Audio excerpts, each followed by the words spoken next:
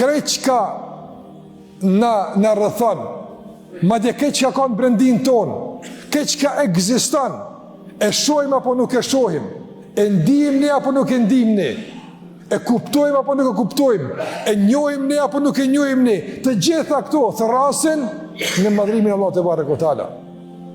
Shikoj qetë tokën, që sa janë të krijuara, kush e di? Kush e din që sa është dielli? Janë do vite që japin shkencëtarët, a janë të sakta? Nuk dihet, janë hamendësi. Sa është toka e vjetër, janë hamendësi. Kaq milion vjet, kaq miliard vjet.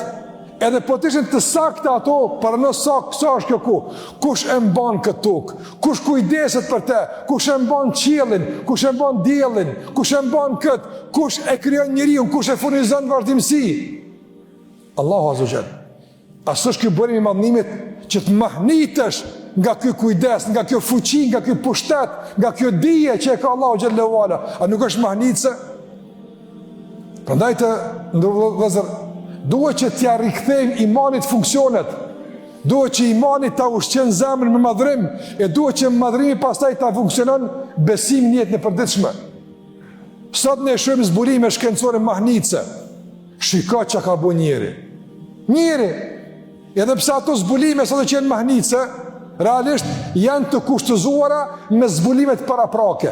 Apo dikush ka zbulu para 200 vjet diçka, e atë zbulim dikush e ka avancu pak, ai pak, derisa sot kemi ardhur në një nikon në nivel të caktuar të zhvillimit dhe arritjeve teknologjike. Sot telefonin që kemi, kamera që është, komunikimin distancë, gjitha këto janë të kushtëzuara me zbulimet paraprake. Nuk janë të momentit.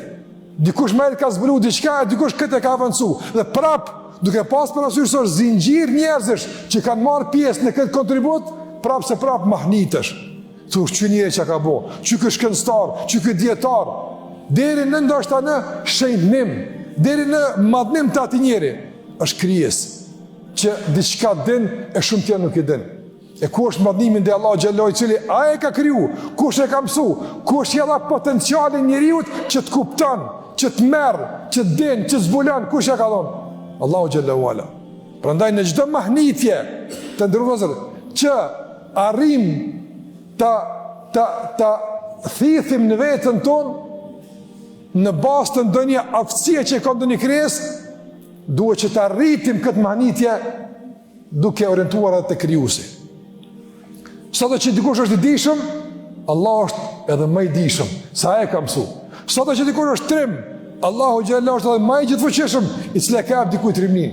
Sado që dikush është bujar, Allah është edhe më bujar, sa e ka furnizuar që dikush të jap nga pasuria e tij, e kështu me radhë. Prandaj krejt që kanë rrethon nga krijimi, nga qielli, nga toka, nga arritjet, nga kuptimet, nga zhvillimet, nga çka do të qoftë që na bën për të në këtë dunjë, duhet të jetë realisht një bazë mbi cilën e ndërtojmë madhnimin te Allahu te barekuhu teala.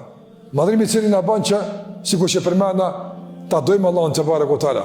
Madhrimi i cili na bën që me e trajtuar me seriozitet çdo udhëzim që vjen nga Allahu te barekuhu teala dhe çdo ndalesë që Allah e ka ndaluar me e kuptuar si prioritet dhe si diçka shumë të rrezikshme, nga se nuk vjen nga dikush i rëndomt, por vjen nga krijuesi i gjithësisë.